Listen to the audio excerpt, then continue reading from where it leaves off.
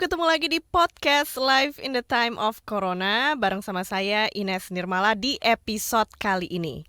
Pandemi COVID-19 atau coronavirus memang sudah banyak mengubah segala sisi hidup kita dan Palang Merah Indonesia yang didukung oleh USAID dan IFRC ingin mengedukasi masyarakat tentang cara menghadapi masa pandemi COVID-19 ini.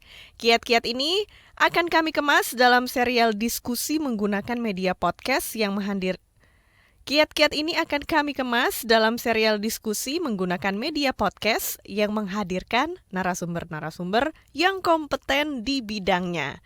Dan kembali lagi mendengarkan Live in the Time of Corona. Podcast ini membahas untuk episode kali ini dengan tema hati-hati hoax vaksin COVID-19.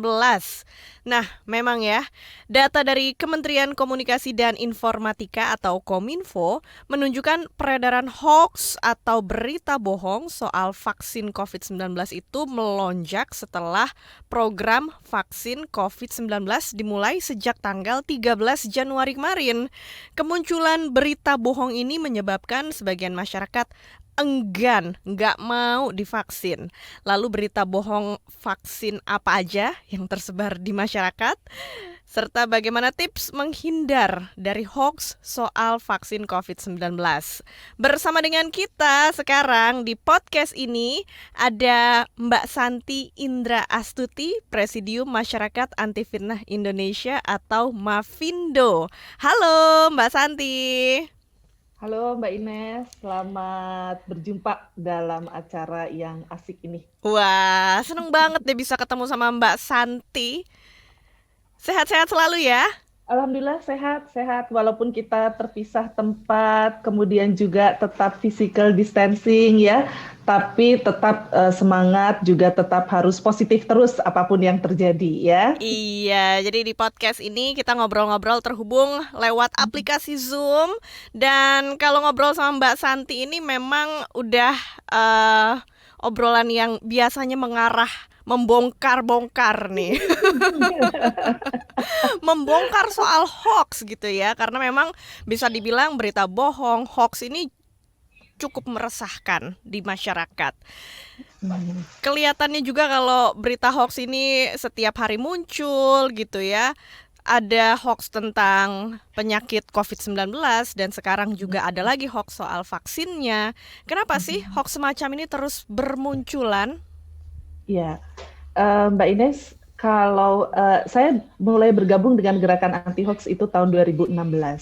Kita sudah mengalami berbagai fase di mana dinamika sosial politik kita ya, lingkungan kita itu diguncang dengan segala macam hoax ya. Iya. Bencana ada hoaxnya, pilkada ada hoaxnya. Pilpres kemarin kita juga baru selamat ya, alhamdulillah ya, itu juga diguncang oleh hoax. Dan sekarang kita masuk dalam jenis hoax lain lagi yang membuat kita masuk dalam era bukan sekedar pandemi, tapi juga infodemi. Nah, bagi saya dan teman-teman berada dalam situasi ini, yang namanya hoax itu merefleksikan sebenarnya ya, apa yang terjadi di sekitar kita. Apa isu yang lagi rame, maka di situ juga akan diikuti oleh hoax-nya lagi gitu.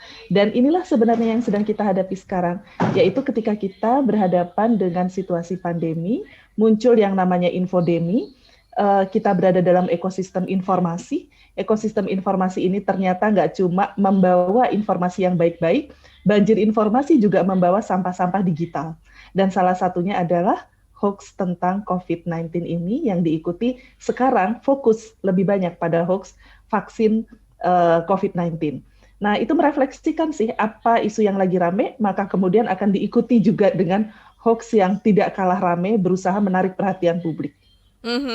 Iya, kalau dilihat nih gimana tren hoax atau berita bohong soal vaksin sekarang ini dibandingkan sebelum-sebelumnya? Wah, jauh banget, Mbak. Jadi, kalau pengamatan kami dari pemetaan hoax yang kita temukan, tahun 2021 itu kan memang hoax kesehatan, khususnya hoax terkait dengan COVID-19 meroket ya. Hanya bisa dikalahkan oleh hoax politik. Sebelumnya sih hoax politik terus yang mendominasi kita. Nah, kemudian COVID-19 datang, maka kemudian hoax kita lebih banyak pada hoax yang berkaitan dengan itu. Nah, vaksinnya, hoax tentang vaksin ya, tahun kemarin itu dikit gitu ya. Nah, sekarang justru hoax vaksinnya yang lebih banyak mendominasi COVID-19. Kan kalau kita bicara hoax terkait dengan COVID-19 itu sebenarnya banyak ya. Ada hoax yang terkait dengan klaster. Ini tempatnya bukan klaster, tapi kemudian dihoaxin jadi klaster. Ada juga hoax yang terkait dengan policy pemerintah. Polisinya nggak kayak gini, tapi kemudian dibikin hoaxnya. Ada juga hoax terkait dengan vaksin gitu, salah satu temanya. Tahun kemarin itu dikit banget, tapi tahun ini jumlahnya banyak. Kalau berdasarkan dari hoax yang kita kumpulkan di Mavindo, kami di Mavindo itu melakukan debunking hoax setiap hari. Hoax vaksinasi sepanjang 1 tahun di tahun 2020 jumlahnya itu sama dengan hoax vaksinasi COVID-19 sepanjang 1 bulan. Wah, gawat tuh ya. Roketnya seperti itu ya, bisa dibayangkan Mbak ya betapa banjirnya sekarang ini kita berhadapan dengan hoax COVID vaksinasi. Nah, saya ngomong ini tuh baru menghitung jenis kontennya saja. Kita belum ngomong lagi soal frekuensi amplifikasinya. Kalau frekuensi amplifikasinya, sudah tidak terhitung karena kalau sudah masuk ke dunia digital itu sudah kemana-mana gitu ya. Jadi kalau bicara soal frekuensinya sudah unlimited. Ini baru jenis kontennya saja ya. Jumlahnya udah double seperti itu gitu. Itulah prestasi kita di bulan Januari itu sampai Februari. Jumlah vaksinnya mengalahkan Januari sampai Februari ya. Iya. 1 bulan itu dibanding 2020, 1 bulan jumlahnya sama banyaknya sepanjang tahun 2020 selama Betul. 1 tahun. Wah, ini memang banyak sih kabar yang berseliweran seputar hoax vaksin COVID-19 ini. Ada kabar kalau vaksin Sinovac mengandung boraks dan formalin, kemudian juga vaksin Sinovac mengandung sel vero, atau yang saya baca juga kemarin mengandung chip di dalamnya mengendalikan manusia. Nah, itu gimana fakta sebenarnya, Mbak? Ya, ini isu vaksinasi ini kan sebenarnya isu yang terkait dengan sains ya, terkait dengan ilmu pengetahuan. Kalau ditanya fakta sebenarnya bagaimana, ya kita baca nih fakta-faktanya berdasarkan sumber-sumber yang kredibel. Apakah itu dari jurnal, apakah itu dari tenaga kesehatan gitu ya, apakah dari dokter dan sebagainya. Walaupun kita juga harus milih-milih karena tidak semua tenaga kesehatan itu ternyata juga bisa betul-betul terbebas dari hoax gitu ya. Nanti kita ngobrol lagi soal ini. Nah, tapi pegangan kita, kalau kita bicara soal vaksinasi, mari kita bicara dari sumber yang kredibel. Dan sumber yang kredibel itu sebenarnya ada di mana-mana. Jangan sampai kita tergoda untuk mengikuti sumber-sumber yang tidak kredibel. Nah, karena vaksinasi isunya adalah isu sains, maka memang yang harus kita pakai adalah cara pandang sains. Hoax itu kalau mau sebenarnya gampang membedakannya dengan yang bukan hoax, karena dia pasti akan mengganggu emosi kita. Jadi kita dibikin emosional dulu gitu, dibikin ditakut-takutin dulu. Nah, kalau sudah seperti itu, apapun yang dia bawa sebagai klaim, ya itu sih cuman klaim aja. Tapi yang paling diguncang pertama kali adalah emosi kita. Ingat, vaksinasi adalah sains, maka dekati dengan sains. Cari sumbernya juga sumber sains. Kalau yang tadi disebutkan itu berasal dari boraks, enggak ya. Kemudian yang katanya vaksin itu mengandung sel vero atau kerah hijau, itu hanya salah satu medium kultur untuk uji klinis. Nah kan, ketika dipakai untuk uji klinis beda dong ketika di-share atau disuntikan kepada kita sudah melewati fase yang disebut dengan uji klinis tersebut gitu ya, jadi sudah aman. Nah tentu tidak bisa disamakan dong vaksin dalam uji klinis itu dalam uji klinis belum jadi vaksin sebenarnya kan, tapi calon vaksin gitu yang sudah sampai ke kita sudah aman. Nah gitu sedikit penjelasan. Tapi kalau mau tahu lebih banyak, media-media sekarang juga ikut serta juga membongkar hoax dengan memberikan rubrik-rubrik seperti cek fakta dan lain-lain gitu. Iya, benar. Nah, memang banyak masyarakat yang terpengaruh dengan hoax, dan ini juga saya lihat di semua lapisan masyarakat. Bahkan saya kira ya orang-orang yang pendidikannya cukup tinggi gitu ya, sarjana pun itu bisa terkena hoax gitu ya. Bahkan tadi Mbak Santi juga bilang kalau tenaga kesehatan itu juga nggak terbebas dari hoax juga gitu. Ini apa sih Betul. sebenarnya yang terjadi? Kenapa bisa seperti ini? Mhm. Saya melihat bahwa pertama-tama kita berada dalam situasi yang penuh ketidakpastian.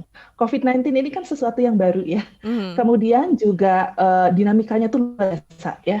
Jadi di tengah situasi ketidakpastian ini, tentu saja orang mudah merasa cemas, merasa takut, apalagi di sekitarnya gitu ya.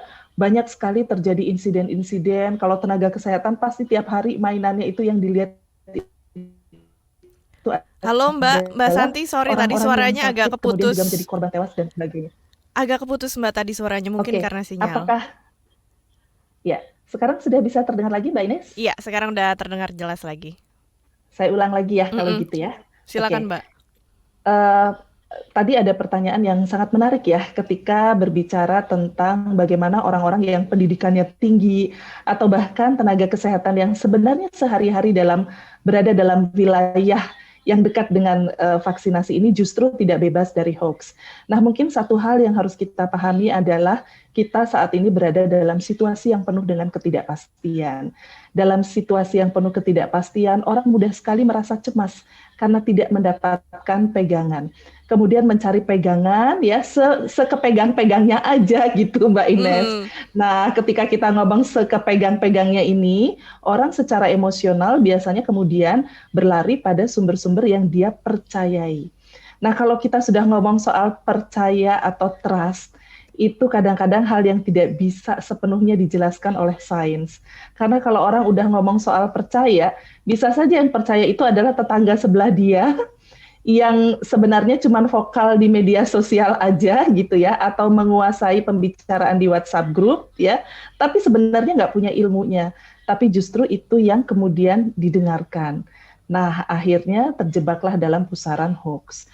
Nah, saya juga tidak memungkiri bahwa frame kita, bingkai kita ketika memandang sesuatu, itu kan sesuatu yang tidak instan ya. Jadi Mm-mm. dari awal kita udah punya frame memandang sesuatu itu ini, itu gitu ya. Kita bisa memandang sesuatu positif, negatif, dan sebagainya.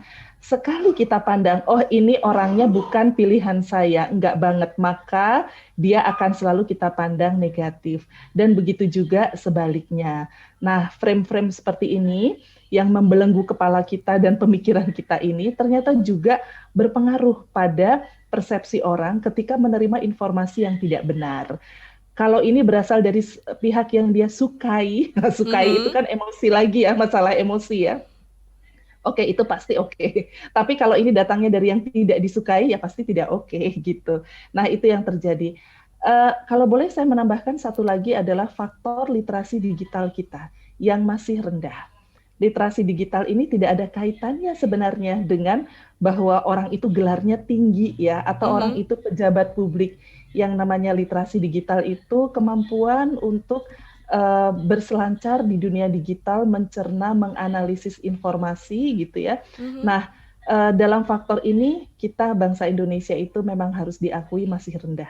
Kita bisa mengakses media digital, tapi belum tentu kemudian kita bisa memanfaatkannya dengan bijak. Nah, disinilah kemudian kita berhadapan dengan permasalahan yang lebih besar lagi. Karena hoax bukan lagi sekedar masalah orang nggak bisa mikir atau orang emosi ya, tapi kapasitas literasi digitalnya yang masih rendah. PR banget nih, PR Nah, peradaban kita. itu dia. Zaman udah makin canggih gitu ya, sekarang udah serba digital, tetapi kemampuan untuk berselancar literasi digital itu masih perlu ditingkatkan. Ada saran Mbak Santi untuk orang-orang yang mendengarkan podcast kita mungkin supaya bisa upgrade juga gitu literasi Ya, digital? ya. Terima kasih Mbak Ine. Saya senang karena podcast ini adalah sebuah cara bagi kita bersama-sama untuk kompak bekerja sama meningkatkan literasi digital. Nah, kalau kita bicara soal literasi digital, oh ini kok jadi dari vaksin ngomongnya ke literasi digital ya? Karena Iya. literasi digital adalah kemampuan untuk mencerna informasi. Dari kemampuan mencerna informasi, kita kemudian bisa melahirkan sikap yang bijak ketika menerima informasi. Nah, ini nggak bisa dilakukan oleh salah satu pihak saja. tidak bisa dilakukan oleh dunia pendidikan, negara dan sebagainya, tapi harus kita lakukan bersama-sama. Saya kira yang paling penting pertama adalah jangan emosi kalau mendapatkan informasi, ya. Orang-orang yang bermain di wilayah informasi itu banyak. Ada orang yang memang pengen mencerdaskan yang lain, ada yang ingin memberi informasi, ada yang ingin membuat huru-hara, ada yang ingin caper, sekedar pengen eksis dan sebagainya. Informasi packagingnya bisa macam-macam, tapi pilih informasi yang memang betul-betul bermanfaat. Pakai ada banyak tipsnya, misalnya think, ya, mulai dari seleksi, mulai dari filter dan sebagainya gitu. Jangan emosi aja, pokoknya menerima sesuatu itu renungkan. Nah, kemudian yang kedua adalah jangan gampang share. Betul. Karena kalau kita sesuatu ketika masuk ke dunia digital atau ketika kita share, ternyata salah. Emang bisa kita tarik kembali? Susah. Mau ngasih tahu ke berapa orang gitu bahwa informasi yang kemarin itu salah loh gitu ya. Nah, karena itu lebih baik kita betul-betul merenungkan. Kalau sesuatu itu meragukan, udah nggak usah share. Itu jauh lebih selamat, aman dunia akhirat, juga menyelamatkan orang lain. Nah, itu yang kedua. Jadi jangan seleksilah informasi. Dan yang ketiga, jangan diam aja kalau berhadapan dengan hoax. Jadilah mulai sekarang agen-agen anti-hoax, agen-agen literasi digital, ya, sehingga dengan cara itu kita bisa kompak bersama-sama. Ini gimana sih caranya jadi agen anti-hoax? Oh, gampang. Lihat aja grup WA-nya sehari-hari. Kalau ada yang nge-hoax di situ, ya, hoax vaksin, hoax COVID-19, dan sebagainya, kita kan udah tahu ya sebenarnya bagaimana kita mengecek dan mengklarifikasi informasi. Klarifikasi. Terus jangan diam aja, kasih tahu. Cuma kasih taunya pakai trik. Jangan kasih taunya di grup juga. Nanti yang dikasih tahu jadi ngerasa dipermalukan. Ya kayak kita berhadapan dengan teman-teman kita lah. Kasih taunya pakai colek-colek dari belakang. Bisik-bisik gitu ya. Sehingga dengan cara itu kita bisa menyelamatkan. Tapi kemudian dibully, Oke, kalau dibully gitu ya, please don't leave the group. Be right. Yeah. Jangan leave the group, tetap aja di situ. Kadang-kadang orang kalau udah nge-hoax itu memang obatnya adalah hidayah dari Allah Subhanahu wa taala gitu. Yeah. Jadi sasaran kita itu adalah orang-orang yang ada di kelompok yang sama. Mereka memperhatikan kok. Dan dari mereka upaya kita itu nanti akan membuahkan hasil, karena mereka nanti yang akan meneruskan apa yang kita lakukan di situ gitu. Nah, itu mungkin Mbak Ines, sederhana yang bisa kita lakukan. Benar-benar, karena kita juga bisa ngasih tahu lah ya, paling nggak ikut membantu mengedukasi sesama kita supaya nggak terjerumus gitu ke dalam berita bohong. Iya. Boleh Mbak dikasih tahu lagi, selain mengganggu emosional, apalagi sih ciri-ciri berita hoax itu? Ya, oke. Pertama adalah dia mengandung kata-kata yang sugestif. Kata-kata sugestif ini misalnya adalah viralkan, jangan biarkan informasi ini berhenti di kamu, gitu ya. Tolonglah orang lain dengan begini begitu ya. Pokoknya ada kata-kata halus seperti itu. Kemudian dia biasanya memberikan klaim bukti. Namanya hoax itu kan harus terlihat meyakinkan ya. Maka kemudian dia pakai klaim bukti. Yang disebut klaim bukti apa? Bisa dengan attach atau memberikan gambar. Bisa juga video ya. Bisa juga dia kasih link. Nah, please jangan lupa misalnya dia kasih link. Cek aja linknya, klik aja gitu. 99% hoax yang menyertakan link gitu ya, ketika saya klik itu larinya kemana? 404 PHP gitu ya. Itu dia. Di PHP-in kok mau aja gitu ya. Nah, itu dicek aja gitu ya. Nah, kemudian juga dia biasanya pakai testimoni dari ahli-ahli tertentu. Nah, cek aja ahlinya. Kalau misalnya informasi tentang COVID-19 datangnya mestinya dari tenaga kesehatan ya, bukan datangnya dari punten nih ya, dari tokoh agama. Bukan tokoh agamanya yang salah. Kadang-kadang produser hoax ini meminjam atau memanipulasi nama-nama tokoh tersebut meyakinkan yang lain gitu ya. Nah, itu juga kita harus aware. Kemudian sumbernya ya, jadi selain kita lihat teksnya bentuknya seperti itu, lalu lihat sumbernya seperti apa gitu ya. Untuk melihat sumbernya saya sarankan teman-teman nanti bisa mengecek www.turnbackhoax.id ya, atau ke situsnya Cek Fakta. Nah, di situ juga lengkap isinya adalah kumpulan hoax-hoax yang pernah diklarifikasi, atau kalau belum ada, lapor aja. Nah, bisa juga merujuk pada situs Kominfo. Kominfo juga mengumpulkan ribuan hoax yang ada di situ. Nah, itu beberapa ciri dari hoax yang bisa membantu kita untuk mengidentifikasi dengan cepat. Nah, kalau untuk hoax faksi, tipenya seperti apa? Kontennya itu rata-rata ya. Pertama, dia bawa-bawa teori konspirasi. Betul. Itu itu kita sebut HLBK. Hoax lama bersemi kembali. Apapun tentang vaksinasi, mau vaksinasi polio, mau vaksinasi apa aja itu ya, itu pasti ada ujung-ujungnya itu suka temanya adalah konspirasi.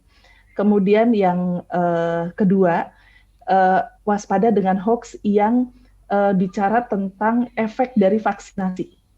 Efek vaksinasi ini post vaccination tuh ada yang sakit, ada yang mati, ada yang gila, ada yang bengong, aduh segala macem gitu ya. Kalau bengong mah kalau kurang minum juga bisa kita jadi bengong gitu ya. Nah gitu.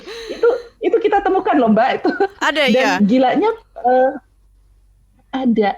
Dan yang bikin kita kaget adalah yang nge-share banyak, ya ampun, Indonesia gitu ya. Nah, kemudian ada hoax yang terkait dengan policy, terkait dengan keputusan-keputusan regulasi pemerintah. Kemarin Pak Jokowi itu mengeluarkan regulasi tentang sanksi bagi yang menolak vaksinasi. Nah, kita sekarang udah siap nih nerima, pas bentar lagi akan ada nih hoax-hoax yang berkaitan dengan sanksi ini. Biasanya hoaxnya nanti akan bicara, oh ternyata masuk penjara dihukum sekian tahun, diculik atau apalah gitu ya. Polanya tuh udah seperti itu gitu ya. Kemudian hoax yang terkait dengan ingredients of elemen unsur. Yang tadi dibilangin sama Mbak Ines, itu yang terkait dengan elemen atau unsur. Ada juga hoax campuran. Hoax campuran ini udah segala macam yang nggak karuan masuk. Yang tadi itu dibilang juga Mbak Ines. Jadi ada chip masuk di dalam vaksin ya. Kemudian berkembang jadi hoax konspirasi untuk membunuh. Ada versi membunuh warga Indonesia, ada versi untuk memandulkan anak-anak perempuan di Indonesia, ada lagi versi untuk membunuh agar tertentu di Indonesia. Itu variannya udah banyak banget ya. Nah, itu beberapa hal tentang hoax vaksinasi yang tema-temanya yang akan sering ditemukan oleh teman-teman. Yes, itu dia. Wah, Mbak Santi selain udah tahu jenis-jenis hoax, bisa memprediksi juga ya hoax apa yang bakal keluar ya. Kalau sekarang kita sudah sampai nih Mbak di akhir acara podcast Live in the Time of Corona. Boleh deh Mbak Santi kasih pesan untuk semua pendengar kita soal vaksin COVID-19 ini supaya nggak mudah termakan hoax soal vaksin. Ya, oke. Vaksinasi adalah sebenarnya bagi saya sebuah blessing yang ada di tengah situasi seperti ini gitu ya. Menemukan vaksin itu tidak mudah, tapi menyebarkan hoax itu mudah. Please jadilah agen yang turut serta bersama-sama untuk menuntaskan pandemi ini, bukan malah jadi salah satu pelaku infodemi yang bikin ricuh dunia ini. Jadilah pejuang anti hoax dan jadilah salah satu yang bisa menyelamatkan Indonesia dari COVID-19. Itu dari saya, Mbak. Terima kasih, Mbak Santi dari Mafindo, Presidium Masyarakat Anti Fitnah Indonesia. Mbak Santi Indra Astuti. Bermanfaat banget obrolan kita hari ini. Alhamdulillah. Terima kasih Mbak Ines, terima kasih juga untuk podcastnya. Kita kompak ya sama-sama ya untuk bersama-sama. Kompak berantas hoax dan semoga juga bisa mencerahkan, menguatkan orang-orang supaya nggak mudah deh termakan hoax yang beredar. Oke, dan terima kasih juga buat kamu yang sudah mendengarkan podcast Live in the Time of Corona. Untuk ide dan masukan silahkan email ke podcast@kbrprime.id dan tulis di bagian subjek podcast Corona. Jangan lupa ikuti juga podcast yang cocok untuk curious mind kamu di kbrprime.id atau platform mendengarkan podcast lainnya, serta ikuti kami di Instagram @kbr.id. Saya Ines Nirmala pamit, sampai jumpa lagi di episode berikutnya podcast Live in the Time of Corona.